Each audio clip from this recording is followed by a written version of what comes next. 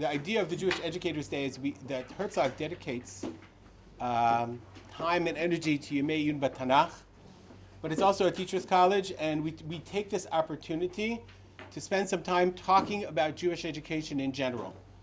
Because, as all of you know, and if you don't know, Herzog Global is like Amichai likes to say, the Yada Arichta, the extended arm of Herzog College.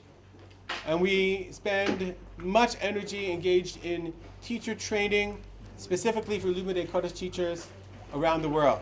Right now, we have a colleague who deals with many, many schools in the Spanish world, in Latin America specifically. Shmuel Kornblatt. I'm in charge of the English language, together with Sarah Golubchik. And we even had a Russian division, Be'ezrat Hashem, Kein Yachzor Eleinu. On Wednesday, there's a Yom Yun in Russian. On Wednesday, there's a Yom Yun in Russian. And we see the need for quality professional development and quality Limudei Kodesh materials for Jewish educators around the world, especially in Europe and in North America, all around the world. And so we think it's very appropriate to spend time thinking and talking about Jewish education in a broader sense. You know, we spend a lot of time talking about Tanakh, but we also want to talk about it in a broader sense. So today is a sort of a mix of those different foci, we'll say. The first thing I want to talk about is a little bit about the topic of the day. Teacher standing, solutions for our classrooms, schools, and communities. Now, where does this come from? Why are we talking about teacher standing? The real motivation for talking about teacher standing is the exodus of teachers we're seeing in schools in North America, in Israel, and literally around the world.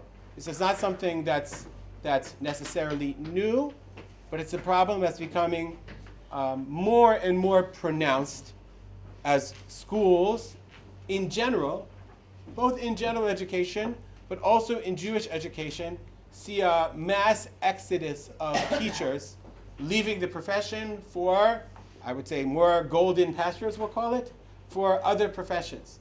And this is something that we've experienced around the world. There is no school that doesn't call us and say, we need teachers, help us find new teachers. And so we thought a lot about this. And if you think about it, so the first problem, of course, is a problem of money, of salaries. We all know that that's a problem. And every school system, every school, every community tries to solve that problem. Interestingly, the perception in Israel is the money's the problem. It's not such a problem. There's a salary, there's a structure. Teachers, especially after the first few years, they don't make a great living, but they're not starving. So the exodus is not just about money. And I would even argue in chinuch, when teachers go into chinuch, they know they're not going to be rich. So if they knew that going in, and especially in the beginning years, they're not poor, they're okay. I mean, they're looking for the tuition, and it's a problem. We'll talk about it. Why are they leaving? What's causing the exodus? And one of the things, we called it, ma'amad hamoreh. Or in English, it doesn't translate so well. We were going to say teacher authority. We said teacher standing. Because that's a topic that actually has a very broad, general concept. And the idea being, like, I go into this for Klal Yisrael. I go into this for the Jewish people, and all I get in return is agmat nefesh. Agmat nefesh from my administration, agmat nefesh from my parents, alach kama agmat nefesh from my students. As we're driving in today, I was talking to two other educators, and she says, that we're discussing, she's a college teacher in the college system in Israel, and she said, I don't WhatsApp my students. When they WhatsApp to me, I always tell them to send me an email, because she has to set boundaries, like legitimate boundaries. This is my personal life. She said, a student sent her a WhatsApp, she said, send me an email. She said, you're such a prima donna. I was like, thank you very much, you just gave me the story to introduce the day. But there isn't a teacher who can't tell you 10 stories like this. From the parent who accosts you when you're in the grocery store. Deena's thinking about or the administrator when you're we all had this, when you're not backing you up because the parent is insisting on something, or the student talks to you in a certain way and you're wondering why I got into this to have the students talk back to me that way. These are all issues of ma'amad hamoreh, teacher standing. And I think that we're not going to solve, Herzog Global is not going to solve all these problems. We're certainly not going to solve the salary problem, but we can address and begin to talk about, create a conversation about how do we address the second issue, which is the issue of teacher standing, ma'amad hamoreh. Because that's something that absolutely can be addressed if schools see as a priority. If you have a teacher who's struggling financially, you can solve that problem. If you have a teacher who's struggling personally or professionally, and you don't address that problem, they're going to leave. And that's a tragedy of when a good teacher, a good Rebbe, a good Mora leaves leaves the education system because they just didn't want to deal with it. That's our responsibility. That's the ma'arach, the responsibility of all those people watching this at home, all of us in education. And that's why we have to start thinking about it and talking about it. Everybody knows that it's a problem. And there are ways to deal with it and to think about it and to address it. So obviously in one day we're not going to solve all the problems, but the idea was to begin to talk about this idea of teacher standing. How do we improve ma'amad hamoreh? How do we get schools to think about these things? Even small things like encouraging parents to send notes of appreciation to teachers, encouraging parents not to accost them at the kiddush about their children, giving them a private life. Like encouraging school administrations to show and express appreciation for their staff. Things that are sometimes forgotten, but it's those little things. When you feel like, all the surveys show, when you feel appreciated, when an employee feels appreciated, they can overlook a lot of things. When they feel overlooked, when they feel taken for granted, when they're ma'amad, when they feel not valued, and their students actually pick up on this very fast, then it's a recipe for not a good future. So that's the nature of the day. We're going to come at it from a few different perspectives. So I'll just tell you the nature of the day. First, we're going to hear from Dr. Deena Rabinovitch of Yeshiva University. And she's going to discuss the teacher as a first responder. And she's going to address this problem from the perspective of all from the perspective of all the different tasks and roles that teachers have had to take in the recent, we'll call it in the recent past, and how that becomes overwhelming for teachers. And she'll also discuss ways to address them, ways of thinking about how to solve this problem. Then we'll hear from Dr. Tzachli Avran on finding a new model for teacher authority, which is part of the problem of teacher standing. Right? Part of the problem, it's a larger societal problem. Authority doesn't exist to a large degree anymore. You can't impose. Respect is not necessarily inherent. So how is a teacher supposed to teach? What kind of authority are they supposed to have? Then we'll hear from the teacher's calling. We're actually going to have, it's Yimei Yun B'Tanakh. So we felt very strongly that we should have a Tanakh perspective. So we asked Rabbi Dr. Ari Silberman, who teaches in our MA program, to give a talk on Tanakh perspectives on teacher standing. Then we'll have an actual pedagogy workshop with our very own Sarah Golubchik together with Dr. Barry Kisowitz.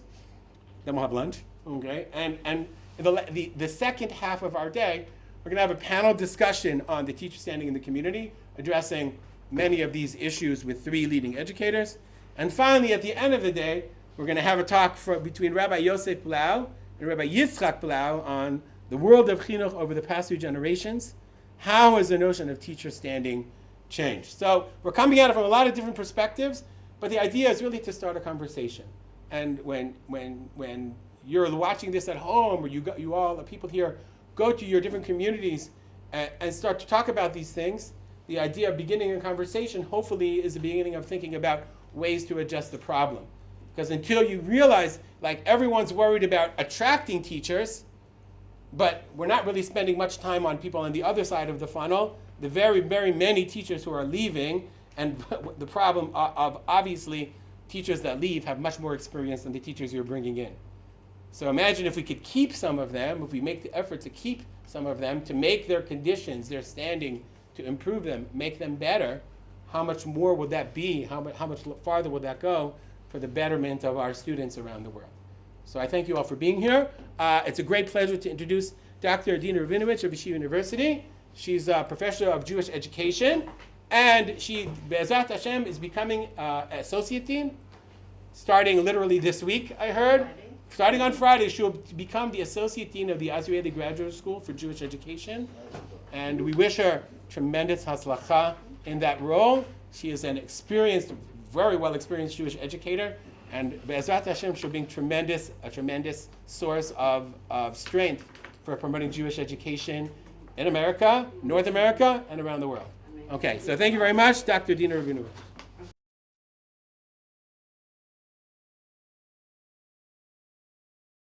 Okay, so good morning, everyone. Thank you so much for coming. Shout out to Kayla, who's here visiting as a former student, and to my sister Rifki, who's also my tech specialist. Let me bring this up to the first slide and talk about what does it mean to be a first responder. This is a term I've been using a lot. At Stern, I chair 2 departments currently, or at least through Thursday, Jewish Education and Jewish Studies. And with Jewish Education, I'm very blessed to Put see. it in slide mode so we can see better, see bigger. Okay, you're asking me to do something. 1 second. F5. View, thank you, that's what I needed. Slide Mode. There we go. Okay. I have the privilege of working with my students every semester from the time that they come on campus. So we have a gradual release of responsibility where every semester we talk about something else and learn something new. The final semester, the ultimate semester, while they are doing their student teaching, I tend to bring in a lot of speakers or try to bring in a lot of different ideas that for the first time they're actually on a school campus for most of the day. So they're able to see the reality as opposed to all of the theory, opposed to all of the observations. They're rolling up their sleeves and getting their hands dirty. So this year especially, I brought in a lot of professionals to talk about what are some of the issues that you might see in your students that you need to respond with. And the term I was careful to use, you're the first responder. You are trained as a teacher, you are trained in pedagogy, and there are a lot of things you're going to have to take care of, and a lot of things you're going to need to be aware of. But you're not a psychologist, you're not a social worker, you're not a pediatrician. Realize what you are not and learn what you are. So that is why I'm calling it a first responder, though a shout out to my colleague, Dr. Moshe Sakalo, who spoke yesterday at the Yemei, who is actually a Hatzalah trained first responder. So he said, hey, look, I am, and that's wonderful. And certainly part of being a first responder is knowing the basics of first aid, and those are some that you might be called upon as a teacher to administer. But in general, it's to know what I need to recognize and then to hand off to somebody else. One of the questions I ask my students during the first semester that we meet together, they're sophomores, they're newly arrived, I call them fresh off the boat from Israel, very idealistic. If they're already declaring that they want to be Jewish educators by the time they're a sophomore, they have this dream, they have this passion. And I ask them a question and I warn them that it's a little bit of a trick, and Kayla, don't give the answer away. What is the most important part about being a Jewish educator? And you can imagine the wonderful, lofty ideals I get from these young women who are really burning and passionate to go on with Jewish education, to be a role model, to get people to like learning Torah, Torah and mitzvot, Shmirat mitzvot, all of these great ideas. And I look at them and I say, ladies, really, the most important part about being a Jewish educator is to make sure your students get home safely at the end of the day. And there's a little bit of a balloon deflating, but I look at them and I challenge them to think, what difference does it make, all of these lofty, idealistic thoughts, if they are not safe? That is our first job. And we talk about what does it mean to make somebody safe. And I introduced to them the idea of Maslow and his hierarchy, where first you need to be physiologically safe. Is your classroom a safe environment? Is it safe physically, especially with younger children, that there's nothing that's going to get them into harm's way? Is it safe socially? Is it safe emotionally? Are they safe from bullying? Are you laying the foundations of how to interact in a positive manner with different people? Because only once they feel safe are they going to be able to get to those other ideals you have for the students.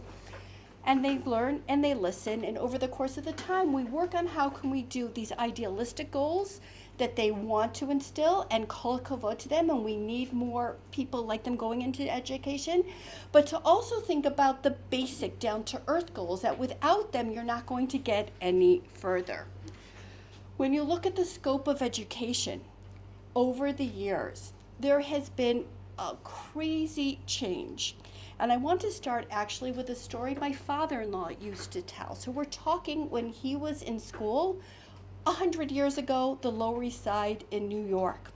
And when he went there, and if something happened during the day and the Rebbe would clap him, and he would go home and tell his mother, the Rebbe clapped me today, what would his mother do? Exactly. Like, what did you do? Why? What did I do to you? Well, if the Rebbe felt you must have done something, you did something, and you deserve to have been clapped. Now, I am obviously not advocating corporal punishment of any kind, and obviously there are many issues with it, but that was a mode of Jewish education that existed and was mikubal, and it was accepted by everybody. You went there was a certain behavior, you were expected to show the entire day a certain level of respect, and please note the respect really went one way, and that's something I'm going to touch upon. It was a respect that the student had for the teacher, not necessarily that the teacher had for the student. You had to conform to a certain expectation, and if you didn't, too bad on you. You had to be there to learn what the teacher was teaching, and too bad on you if you didn't know how to learn. If I fast forward to my own experience, and I can shout out to a former classmate of mine, things had gotten better. So now we're talking the 70s and 80s in Detroit, Michigan, where the teachers weren't hitting us, but they were there mostly to teach the content. That's what they viewed as their role. Because it was a small school, and because like any out of New York school, I'm going to generalize a lot here, where you're interacting with the teachers on a day-to-day basis. Forget the fact that half the class were the children of the teachers or the principals in my classroom, so you definitely got to see them outside of class. There was a different way of going about it. They were primarily there to teach the content, and whenever relationship we developed sometimes came because we had the same teachers every year over and over again, or they were part of our community and we got to meet them. It wasn't necessarily that you were going in with that in mind. I want to develop sharing these connections with my students and to help them grow. It did happen a lot, and we can share stories later on about how it happened, but it wasn't necessarily as an objective. If I fast forward to my time as a mother, concurrent to my time beginning to teach, and I have to tell you, one of the best ways I learned about teaching was as my children got to be the age of my students, and oh my goodness, did that change my perspective, because beforehand, the student goes home, of course the parent is going to sit down and chat with them and help them with the homework, because what else is the parent doing at the end of the day? And then suddenly you have your own kids and you realize it's not so pashut, it's not so easy. So there was a shift more into developing the relationship, and certainly schools began to do a lot more activities. We had the Shabbatonim, we had the Rebbeim, who were the hockey coaches where my kids went to school. There was a lot more interaction. But as we continue on, the idea of the relationship is something that's becoming much more pivotal and much more important. And because it is, and because parents are working so many more hours, and because the shift that used to be in local parentis, that during the days of the hours of the school day, the teacher was taking over for the roles of the parents, little by little the teachers has been assuming more and more of that responsibility. So issues that a parent might have noticed, or maybe we didn't notice because it wasn't in vogue to suddenly rush your child for PT and for speech and for this and for that and for everything that's out there. And not that it's bad, certainly these interventions help, but there's been a shift in what we're looking to support the child earlier on. It's happening more on the teacher, and the teacher as creating this relationship with the student has become more and more important. So I want to start by looking at the role of the teacher in terms of creating a relationship with the child and what form that's going to take, and then we'll develop from here. I'm putting up a wonderful TED Talk by Rita Pearson, just give me one. Yeah, you can start. Thanks, Esther. Already in the 1970s, she began her career as a professional educator, working in the elementary system, the junior high system, as a special ed coordinator, as an assistant principal. Here, her thesis is every child deserves a champion. I'm going to give you 4 minutes in the middle. really recommend watching the entire thing, but I was conscious of time and how long to have you sit for here. Rita Pearson.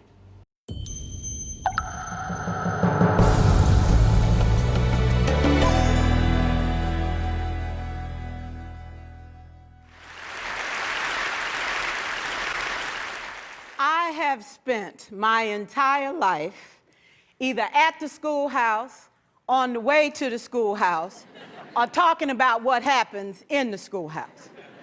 Both my parents were educators. My maternal grandparents were educators. And for the past 40 years, I've done the same thing. And so needless to say, over those years, I've had a chance to look at education reform from a lot of perspectives. Some of those reforms have been good, some of them have been not so good. And we know why kids drop out. We know why kids don't learn. It's either poverty, low attendance, negative peer influences. We know why. But one of the things that we never discuss, or we rarely discuss, is the value and importance of human connection. Relationships. James Comer says that no significant learning can occur without a significant relationship. George Washington Carver says all learning is understanding relationships. Everyone in this room has been affected by a teacher or an adult. For years, I have watched people teach.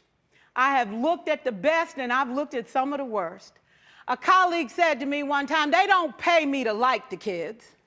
They pay me to teach a lesson. The kids should learn it. I should teach it. They should learn it. Case closed. Well, I said to her, you know, kids don't learn from people they don't like.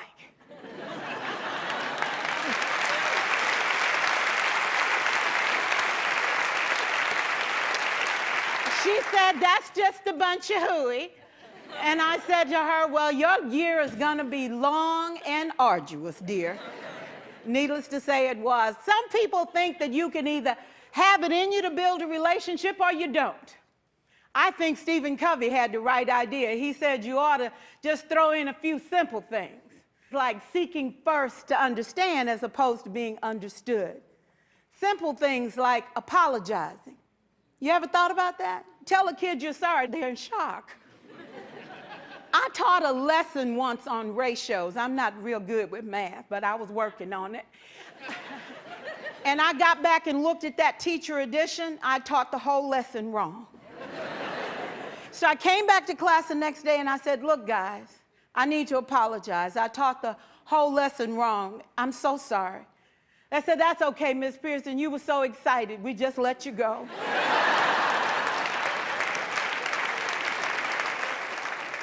I have had classes that were so low, so academically deficient that I cried. I wondered, how am I going to take this group in 9 months from where they are to where they need to be? And it was difficult. It was awfully hard.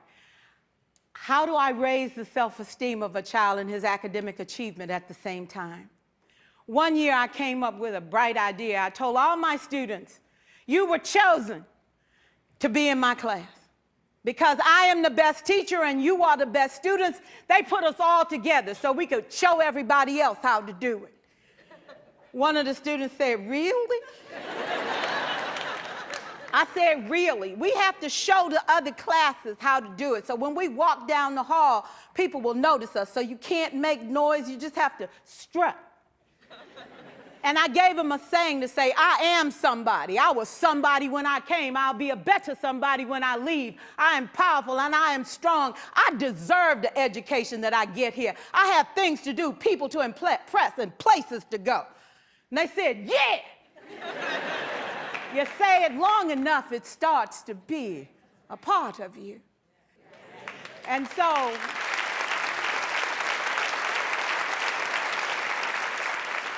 I gave a quiz, 20 questions.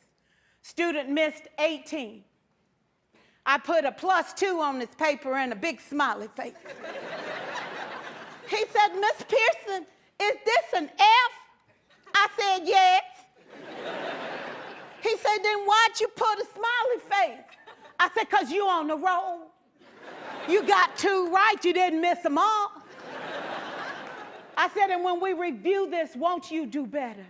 He said, yes, ma'am, I can do better. You see, -18 sucks all the life out of you. +2 said, I ain't all bad.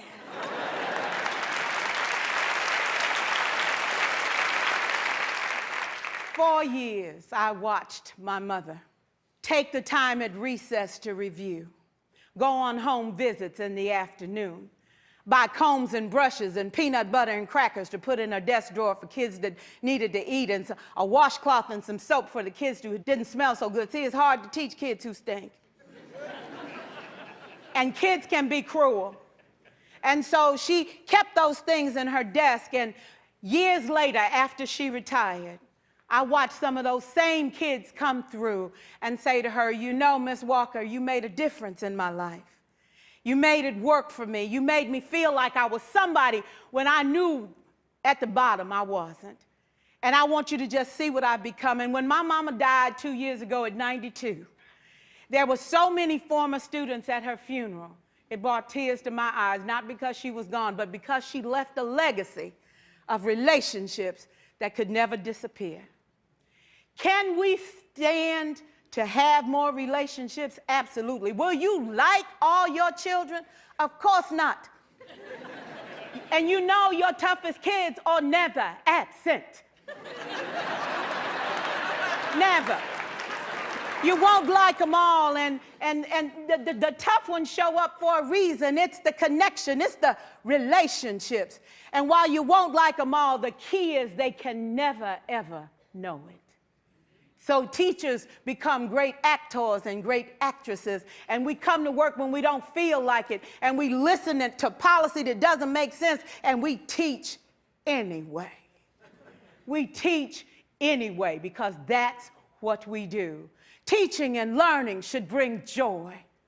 How powerful would our world be if we had kids who were not afraid to take risks, who were not afraid to think, and who had a champion? Every child deserves a champion, an adult who will never give up on them, who understands the power of connection and insists that they become the best that they can possibly be. Is this job tough? You betcha. Oh God, you betcha. But it is not impossible. We can do this. We're educators. We're born to make a difference. Thank you so much.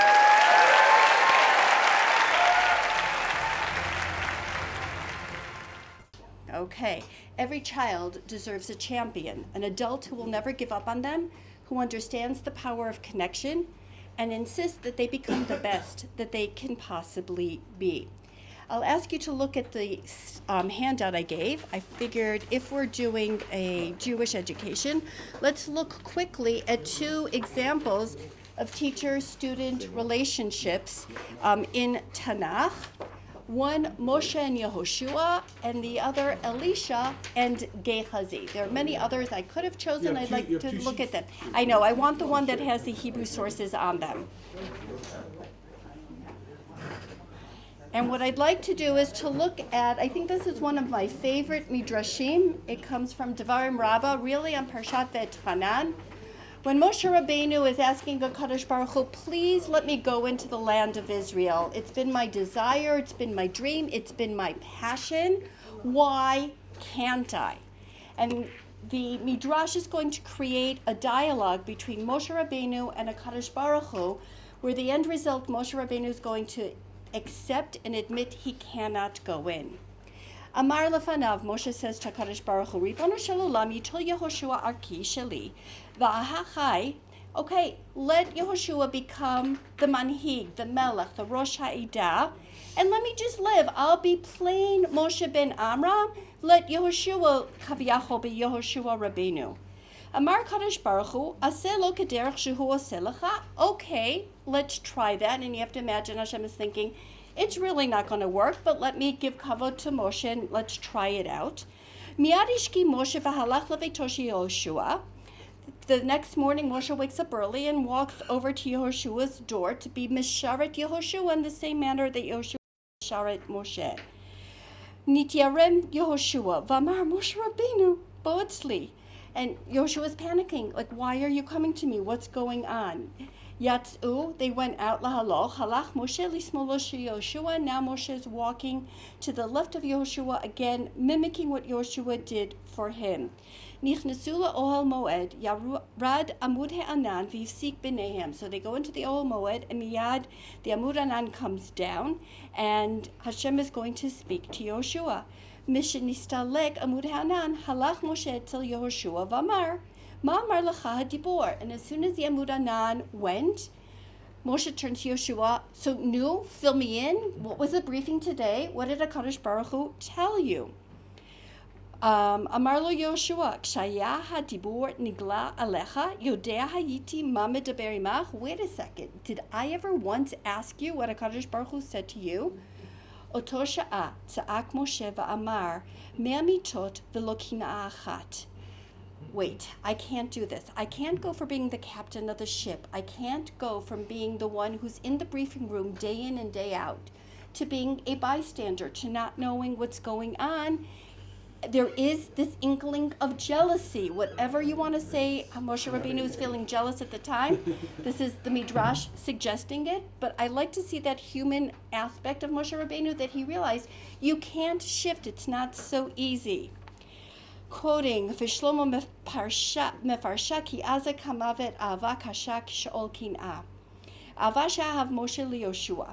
ומה שקינא משה ביהושע, כיוון שקיבל עליו למות, התחיל הקדוש ברוך הוא מפייסו, אמר לחייך בעולם הזה, הנהגת את בני, אף לעתיד לבוא, על ידיך אני מנהיג אותם. So at that point, Moshe is saying, I can't go into Eretz Yisrael. I can't go in as Moshe ben Amram. Obviously, it's not my time. I'm not able to bring them in as Moshe Rabbeinu anymore. Okay, I accept the Gzeirah. I realize that it is not possible for me to go in. What can we learn about the student-teacher relationship? At some point, you have to let go. At some point, you need to let the next generation take over. You can't always be the one who's telling them what to do with whom they're consulting. The goal is to teach them how to become independent, and then your job is going to be to accept that independence, to bless it, and maybe they're going to go on to teach you other things.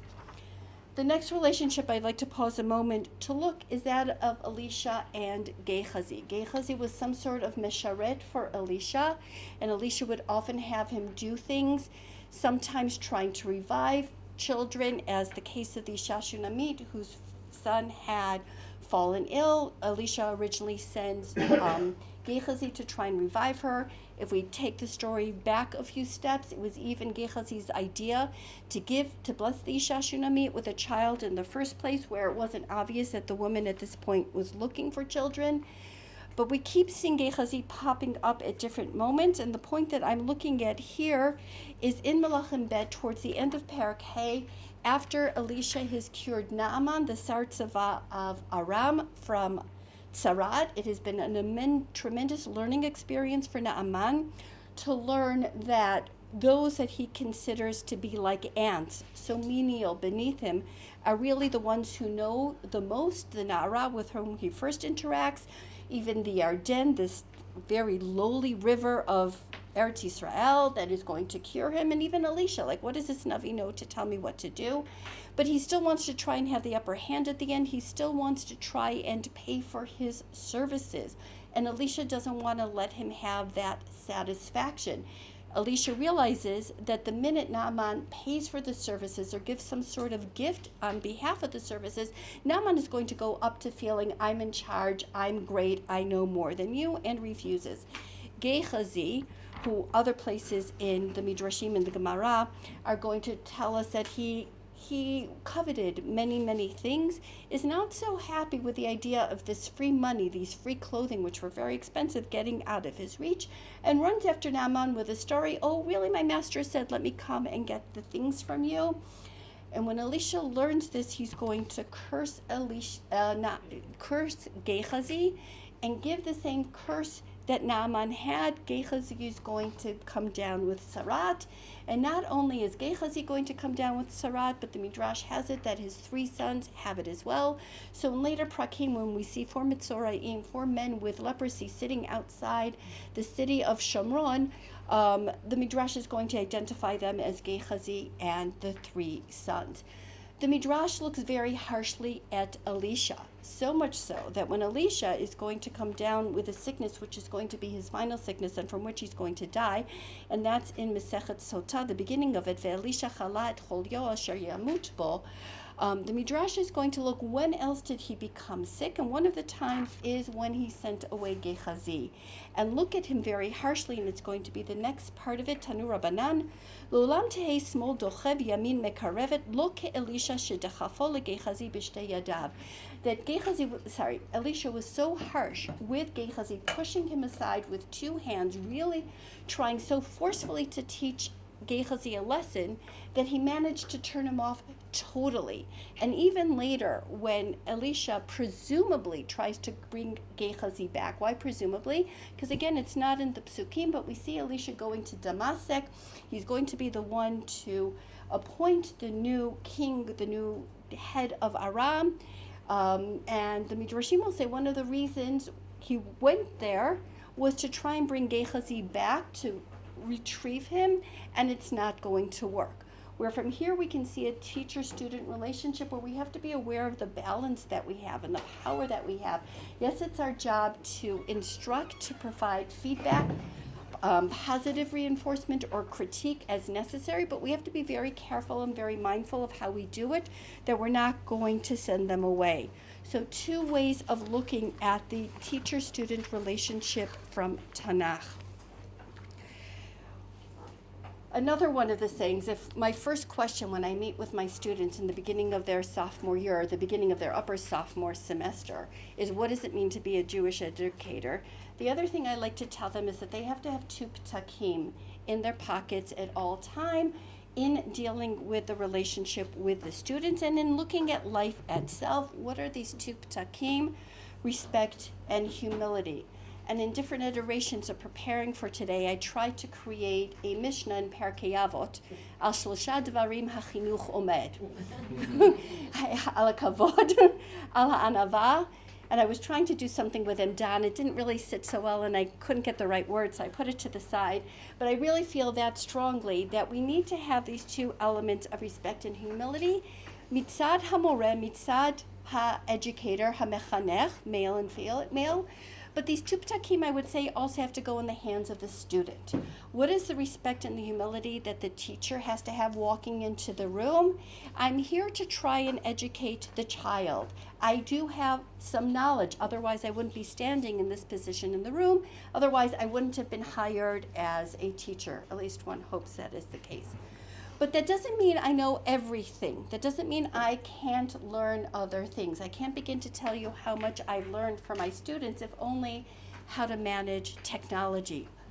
Probably the greatest hack I've learned from my students, when something is on the board, to take a picture of it. That is so a later generation than me, but it's amazing. You don't have to always write something down all the time. There are many other things that you can learn if only your eyes are open to realize you don't know everything. I remember there was one point I was visiting people at a nursing home not far from my house on Shabbos, sitting in a communal room with the friend that I was visiting and watching two of the workers get ready for the next day, something very simple. One of them was preparing the liners to go into the garbage cans, and she knew that it's a time-consuming task in the moment as you're going from room to room. She happened to have had a few minutes, and she was tying them because they were industrial size and there were small waste baskets, making a little knot. So when you put them inside the garbage can, they're going to stay put and not fall down so you don't have a mess later. And I'm looking at her and thinking, what chachma she is showing. I have tried to mimic that exact point of where you have to tie that waist liner to put it in, and it doesn't always work. But if you have that open mindset that you can learn from everybody, and I believe a teacher can learn from everybody, we also have to have the humility to realize that as much as we think our class is the most important thing in their life and in their day, it's competing with so many other things. First of all, once they're hitting middle school and high school and their classes are departmentalized, it's competing with 10 other subjects and 10 other teachers who feel the same way, that their subject is going to be the most important. But it's equally competing with the 5 minutes in between each class. If you even have 5 minutes, it might be 3 minutes. And also the social dynamics that are going on. And it's competing with the social media that they might have on the phone in front of them, and it's competing with what's happening at home in their home life. And there's no way we can begin to think that we are the most important. We have to have humility, and we have to have a set of what we're going on to do to bring them in to help them navigate all of this. I would say, even though I'm focusing more on the teacher, that the student also has to come in with a sense of respect and humility. There should be a respect for the teacher and what the teacher represents, and a humility that I have something to learn from this teacher in front of me. And I would say both have to meet, that there should be this period, if you want a honeymoon period in the beginning of the year, where that's the understanding, the level from which we're starting, and that the teacher should then rise to that level of respect. It should be earned and not necessarily a given for the rest of the year. And the student has to have the same thing as well. So if the relationship is key, and I hope that Rita Pearson made that point come to terms for you, how do we develop that respect when we do have a curriculum to teach? I am the first to say that the content is important. If all we're doing is building the relationship, if all we're going to do is manage the social, emotional, and the affective, they're not going to learn anything. They have to learn the skills as well. What can we do? So let me model by, this is first a quote: teaching and learning are reciprocal and relational acts that require both teachers and learners to listen and speak. A quote I think that is my tu p'takim. You need the respect and humility from both sides. Take a moment, look at the ducks. Oh, okay, yeah, thanks, Esther. Look at the ducks. I'm going to ask you to hold up with your fingers which number duck you feel like at this moment. My husband, who doesn't take ducks very seriously, tried to ask me this morning how I felt, and as I'm trying to put the finishing touches, my numbers were quite high for the ducks. But if you could all just hold, now it's better. I'm a better duck. He also looked like ducks. I could have brought up lambs, and I want to give a shout out to a different student, Bella Adler, who came to talk to my class and introduced me to the ducks. But if you could hold up with your fingers what number duck you think you are. How are you feeling at this moment? Okay. Some of you know each other in the room. If it was my class, I might go around and ask students to tell me why they feel the way they do. If anybody would like to share why they feel that number duck, I'm happy to stop for a moment. Yes, b'vakasha. I want to thank you for what you're sharing so far, because I'm going into my second year fully teaching this year. And just Can I just, your name and where you Brian Kinsbrenner, we actually had a chance to meet last year, and your advice last year was really important about management versus planning versus management. Yay. So I want to add that into. Anyways, I say 5 because I think back to my year, and there were a lot of successes and there were a lot of challenges, and just sort of where I'm imagining this upcoming year with some changes and some similarities coming into play, sort of that I'm a little inflated, a little deflated, sort of right in the middle, with hope, but also with some trepidation. So Okay. that middle ground. And if I would pause and ask you, at this moment, which duck are you? Now I'll go give myself a 4 because I spoke up. Okay, I think you spoke up great, and thank you so much for sharing. What happened here, though, is I now have a check-in with students. From some students I can ask, and if they're not comfortable speaking in public, I might come up to them afterwards. I noticed, Yehuda, that you gave me a 6, and yesterday you gave me a 2, or today you gave me a 6. And tomorrow you're going to give me a 3. Like, what's going on? It gives me a point of reference to begin to ask. If a child comes in all the time and is saying 2 or 3, they might not be comfortable answering more questions in class, and I'm not going to put them on the spot and embarrass them. But I now have a note. Let me check up. And if I don't feel I'm the one to do it, that the student is going to open up to me, I'm going to refer onwards to one of the professionals in the school. Hey, I've got this kid where every day for the last few weeks, or whatever time period you decide has elapsed that you now want to start acting on it, something's going on. Can you look into it? You can see it doesn't have to take so much time. It's 2 minutes. I actually, after Bella introduced it to my seniors, as I was going to my seniors and visiting them in the schools, I saw one of the student teachers do this with her class all the time. the students enjoyed it. It was a moment to check in. It was a moment for them to feel somebody is watching me, somebody cares. Somebody that's not simply my friend, somebody that's there for me. What are some other ways, some other tips that you could do to make sure that you have this check-in point where it's not going to consume your day and your academic platform and outline of what you want to accomplish? 2 minutes for 10 days in a row. Find 2 minutes. It could be this way. It could be another day. Share something you like. I've seen classes, again, from former students from whom I've learned a lot. As you're doing attendance, I'm going to ask a question. Today, it's what's your favorite ice cream flavor? And they have to go around and tell them their favorite ice cream flavor, and that's how you know nochachut, if they're present. Rather than wasted time, it's become a way of building the relationship. If you continue to do this every day and the child knows that you're checking in and you genuinely care about them, that's going to go a long way to creating the relationship. Icebreakers in the beginning of the year, you could play a bingo game with different questions that you're asking and take note. Who has a birthday in which month, who has siblings, where are they coming from? There are many different ways you can build a bingo game. But the point is, mark down some of these facts somewhere so that you can relate to them.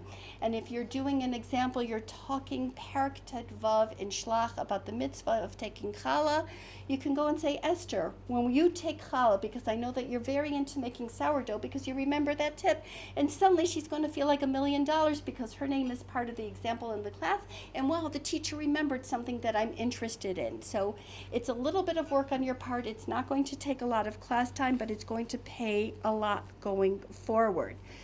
The other thing to making sure that you can have this relationship, make sure your classroom is safe. Consider how you're arranging the furniture. What are the different stations you might have in your classroom? No matter what age, you can shift them around and create places for them to work in small groups, to work as an entire class, to even have time to work individually. One of the best tips that I have ever learned is to be like a coach. At the end, I'm going to share with you 2 articles that I highly recommend. One of the articles that I introduced, and this is in the beginning of the junior year, 17 ways in which football is better than teaching. What can teachers learn from playing football? I am not a football player. I did not come from a family of sports enthusiasts at all. Yeah, but yet, Knowing our parents. linguistics, yes, English, yes, football, even though Michigan and U of M, where I was born, is a very big football community, it was not part of my language growing up. And yet he goes through what are some of the things that coaches have on teachers. The fact that you practice until you get it perfect. It's not that, oh, I got a 60 on a test, but tomorrow what difference does it make because I'm going on to something else and I'm never going to use it again. The fact that you're part of a team, that you have to work together. The part where you're getting to really know the coach over and over again. These are all tips that we can take from the idea of coaching. Recess time. All too often, teachers are over-programmed during the day, and when they have recess duty, they're going to look at it as a time to breathe, and goodness knows, they deserve a time to breathe. They deserve a time to go to the bathroom. We've all seen the jokes about teachers and what do they want to do on vacation? Be able to go to the bathroom when they can and not when they're able to as they're teaching. And yet, some of the best times that we can build relationships with our students is during recess. Some of the best times for us to be aware of what's going on with our students socially is to interact with them during recess. Who's being asked to be on a team for whatever sport it is that they're playing that day? Who are the captains? Who are the ones encouraging? Who are the miskenot that are always the last ones being asked to play? Who are the bullies who are dominating the swings or the conversation? Who are the ones who are trying to negotiate and to mediate with everything that's going on? Take a time, use recess, and even better, schools should train the recess teachers or those during the off times in a risk behavior tolerance. When do we take a step back and let the children negotiate and mediate on their own? Because if we always get involved, they're never going to learn what to do? When is it getting to a red flag moment where we have to say, okay, now we need to intervene? What skills do I need to teach in my classroom to, yes, take away from the Chumash, but to teach them how do you navigate if you both want the same swing? Or if you're not a good player and you're going to get them out in jump rope, how do you navigate this in a respectful manner? One of my favorite articles is articles about a teacher named Kathy Pitt, who was named the Teacher of the Year, also named a ninja teacher. What would she do? Every week, she would hold elections in the class. The students would vote on who was the student of the week. When one of the mothers started asking her, why are you doing that? She says, because I want to see really who's not being voted in. Who is the kid that nobody ever wants to work with or to be a part of? Those are the ones I want to keep my eyes on. When did you start doing that? She asked. After Columbine. After that single child who was a social outcast decided that the way to get back at everybody was with a gun. She wants to take steps earlier to find out who is that child, and then what can I do to bring him or her in? What might I be able to teach that child? And it could be I, as a teacher, am not. That's going to be beyond what I can do. But how can I create a supportive environment with the other students in the classroom to include them even if it's not their first choice?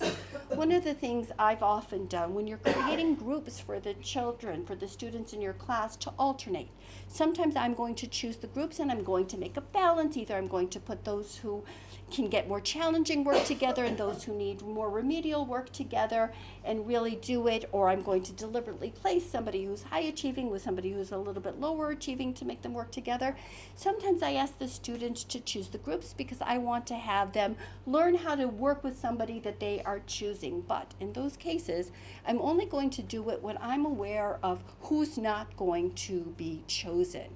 And then I will quietly go up to one of the groups and say, please, make sure to include her. I usually have done this with girls' schools. Make sure to have her. I'm not going to go over to the same person because it is harder working with somebody like that. But that chas v'chalila, a person shouldn't be alone all the time and just start to say, oh, I want to learn on my own. I don't want to be part of a group, because life is about learning how to work with people and to figure out things to do. These are the two articles that I recommend, and I'm happy to send them to you afterwards. Those were just, I'll give you the quotes for it. This one, Carol Ann Tomlinson, who's mainly known for her work in differentiation, in an article I read recently, is talking about different stories about her students, where she realized you need to know so much more than their grades and their attendance records. One of the stories she tells is she was casually walking from student to student to see how they were doing when working on independent work, and she went over to one child and tapped him quietly on the shoulder, and the kid exploded and jumped out of his seat. And one of the 4-year-olds in the room said, Miss T, you can't go up to Jacob like that. You're going to scare him out of his freaking mind. The kid understood that sometimes you can't do that. You don't always know what's going on behind that's going to cause a reaction in the class. As we develop relationships with our students, the message that we're giving them, and I want you to think back and read a Pearson in the part that I showed you, and think about when she was saying that in her own inimitable style. You're telling the child, I belong, I matter. You're telling the child, I can succeed, I believe that you can succeed, and therefore they're going to begin to believe it and want to rise to your expectation as opposed to follow to your negative expectation. You want to show them that their work has value, that they're not simply doing something mindless. There's a reason why they're identifying all the shorashim. There's a reason why they're learning the multiplication table. You want to show them that every day that they practice this, they're going to get better and better as they succeed. Part of understanding the relationship with the student is understanding some of the adversities that they are facing. What is an adversity? A challenging circumstance in life. And that some of them might be responding with trauma, a psychological or physiological response to adversity. Note that not always does adversity lead to trauma. Not all students facing adversity are going to display symptoms of this, and that those who are going to display symptoms are not coming from any special background or socioeconomic class or culture. It can happen to everybody, but we need to be aware of it. So often we're going to respond to the behavior that we're seeing and not necessarily knowing, oh, this happened to the family, let's look into it. So we're expecting them to conform to what we feel the ideal student should be, as opposed to realizing that maybe this behavior is really trying to tell us something, and maybe our expectations are not going to be realistic for the child. So Tomlinson gave another story where a student wrote her a note, I need to let you know that I'm not going to be in class the next day. I thought you might be worried. And indeed, when she came to school the next day, she found that there was a police officer outside. Why? This child had run away from home. Why had she run away at home? And what's telling is that she wanted to tell her teacher. Her mother was in the hospital with a fatal disease from which she would soon die, and the child was never told about it in a timely manner, and her father was abusing her. There was no adult to whom she could turn. The teacher was the one that she was able to say, I'm in trouble, like I'm not going to be here. I know that you care enough to know about me that I'm going to be gone, trying to communicate help. And again, that's when she realized sometimes we need to scrape the surface and to look a little bit more at what's going on. At this point, I'm going to ask you to read the Teddy Stoddard story. That's the second handout. Take a couple of moments and read it about knowing who. You want a copy or a question? Yeah. Just, at what point, Yeah. I don't know if this is a legal issue or what, administration knows that there's a problem with a student in class. At what point can they, should they share So I think with the to what teacher that they know that there's a problem here? Does the teacher have to, like, do you have to wait until the teacher like I'm finds out or elicits it? very much in favor that whatever you are allowed to share, you should share, with the idea that teachers have to treat it as confidential. They cannot ever hint, acknowledge in any way that they know what's going on, and to present it as a fact. You should know that this is what's going on. You should know that the mother there is sick, that the father doesn't want to tell the child anything that's going on, but the child is going to be aware of something. You should know that the parents are going through a rough time economically with their marriage, whatever it is. Again, the facts, so that they are able to be aware. Like, I would advocate that, not to prejudice, and I think the story I'm showing is an example of what a difference it makes. So read about Teddy.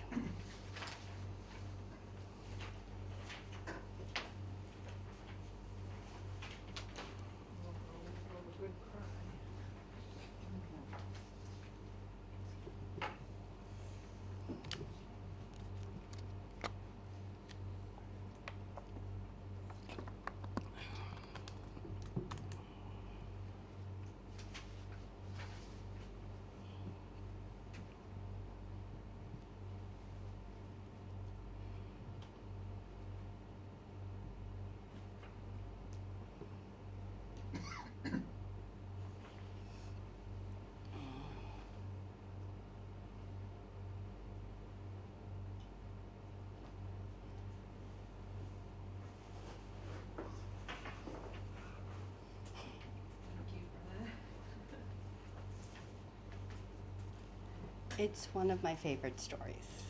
And I think I learned it at first from one of my students. I've given an assignment that they have to bring in, I call it something extra, and Kayla might be nodding, where they have to share with me something in the realm of education, Jewish education. It can be a Devar Torah, it can be a source from Tanakh or Midrash, it can be something.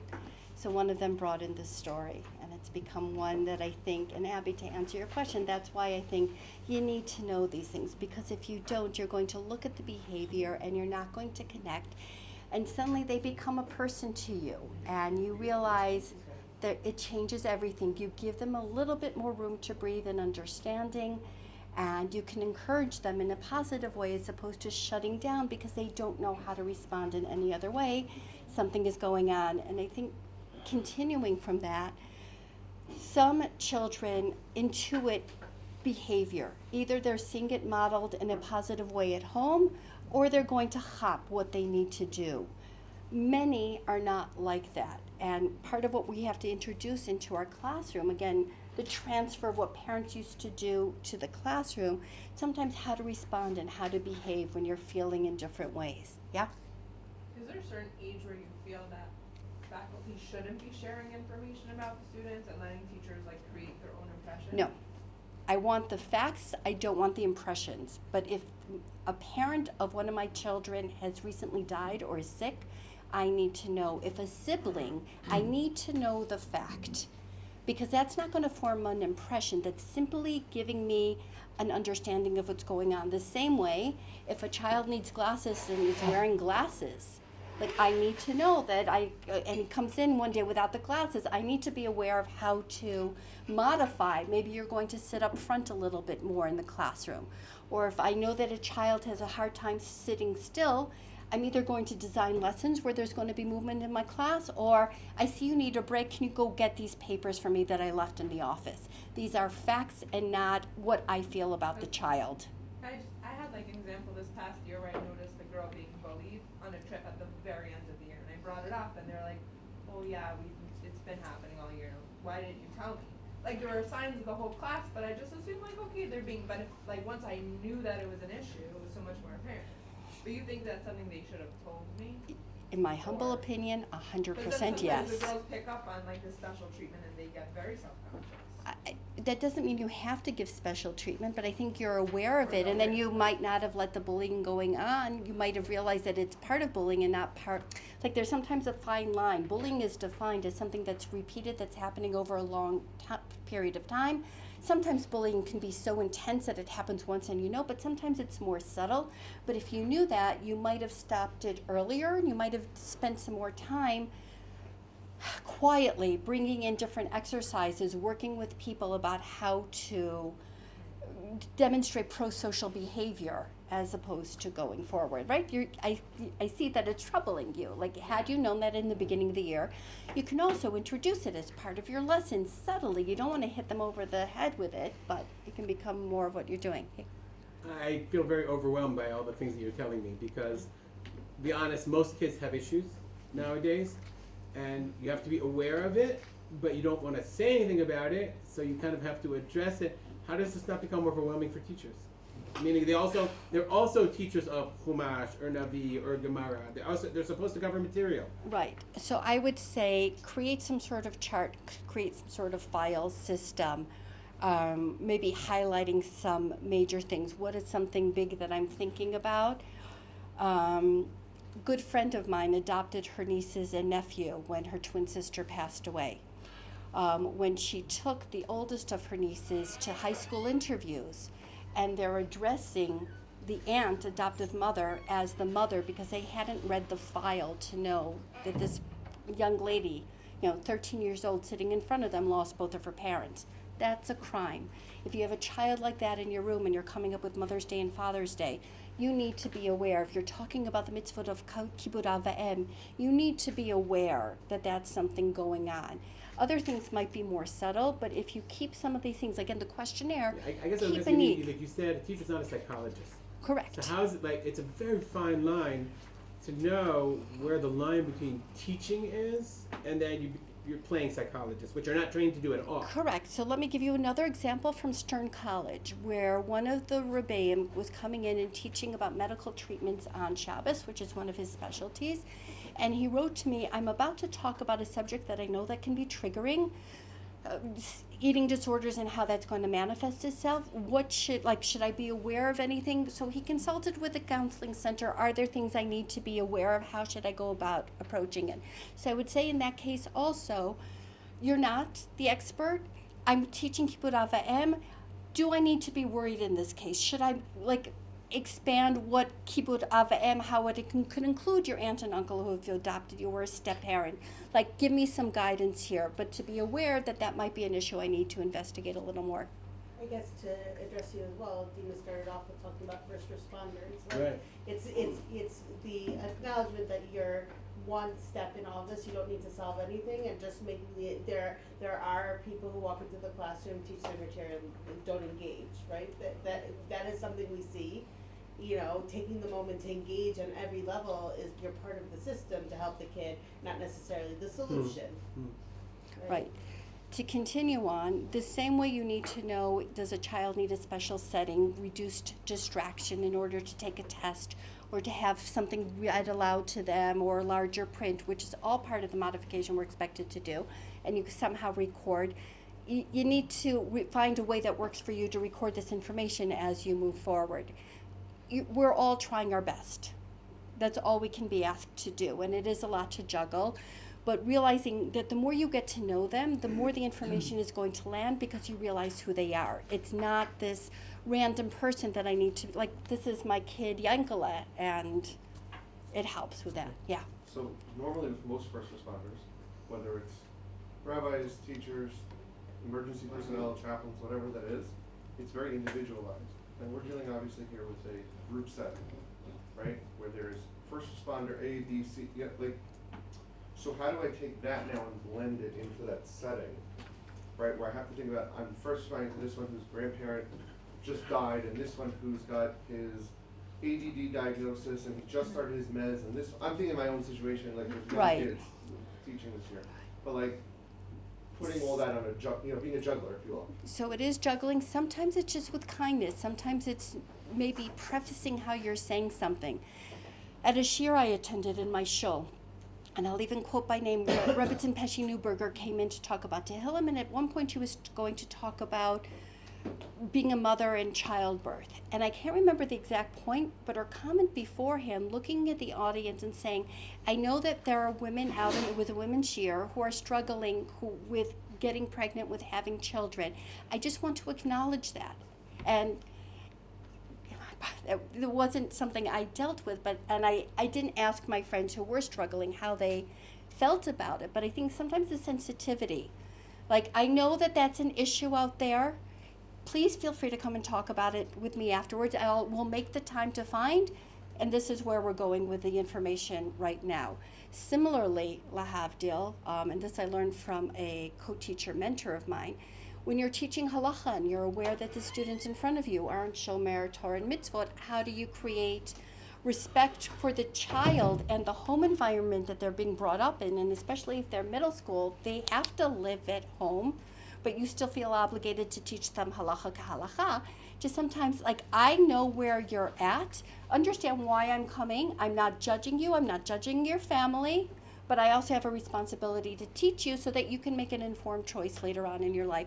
I think there's a lot we can do with statements like that, so it's not juggling everything, but we're respectful of our students and showing that with a simple introduction and framing of what we're doing. Okay, if we looked at, 10:30 or 10:40? 10:30 is the next class. Oh, I had 10:40. Okay. Ruben, 10:30, right? Okay. Okay, let me share, this is really the last thing, that not all behavior is going to indicate a problem. Meet Clint, who's going to give a shout out to his teacher, Mr. Genshin.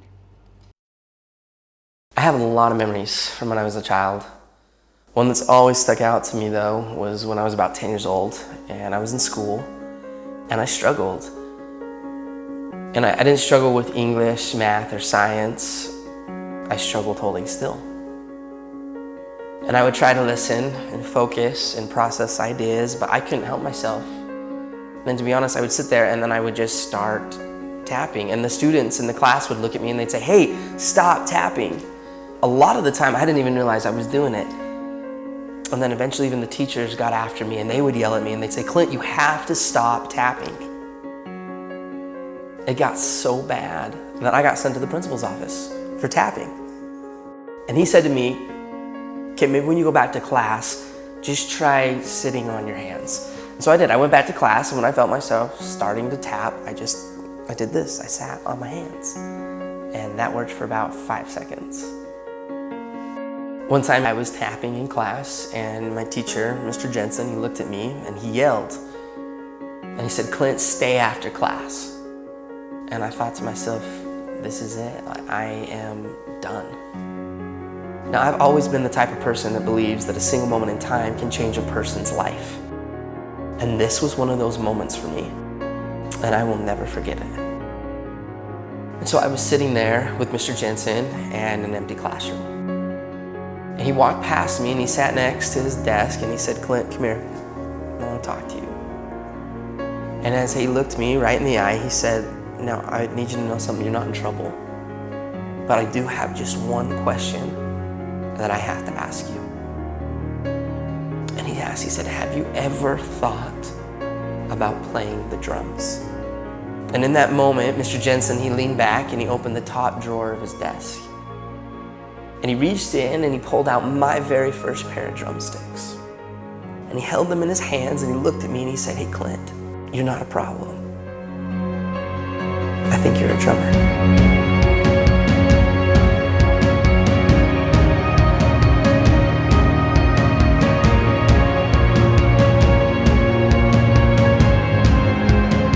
And from that moment on, I've never put those sticks down. I've toured, recorded, and played drums all over the world. My whole college education was paid for with drumsticks in my hand. Just because of a single moment in time when somebody believed in me and he saw something in me that I didn't even see within myself. And from that moment, I learned that there's a difference between being the best in the world and being the best for the world. Let's bring it all back from the beginning. There's a lot teachers are asked to do today, way more than when I started off as a teacher, certainly from the time my father-in-law was learning in Talmud Torah in the Lower East Side. There's a lot that we have to be aware of. We are first responders, we have an important job. What should we do? Find ways to connect, to build that relationship. Enter into the classroom with humility and respect, and asking, maybe even demanding the same of our students, that they should show the same degree, the humility and respect to us, creating a safe environment for them to learn, recognizing the signs when something is off, knowing who to turn to, creating an atmosphere where they feel safe coming up to you to talk to you, realizing the studies have shown, and Paul Tuff spoke about this in a recent book article that he wrote, that teachers who make these connections where students feel safe and feel that they are cared about, that has been proven to document success later on in life, more than grades, more than extrinsic rewards. All we need is that caring attitude and the realization that we can embed it within our everyday learning and incorporate it. How do we connect? Every child deserves a champion. We care and respect about them. They should care and respect us as well, and together we go on to bigger and better things. Thank you so much.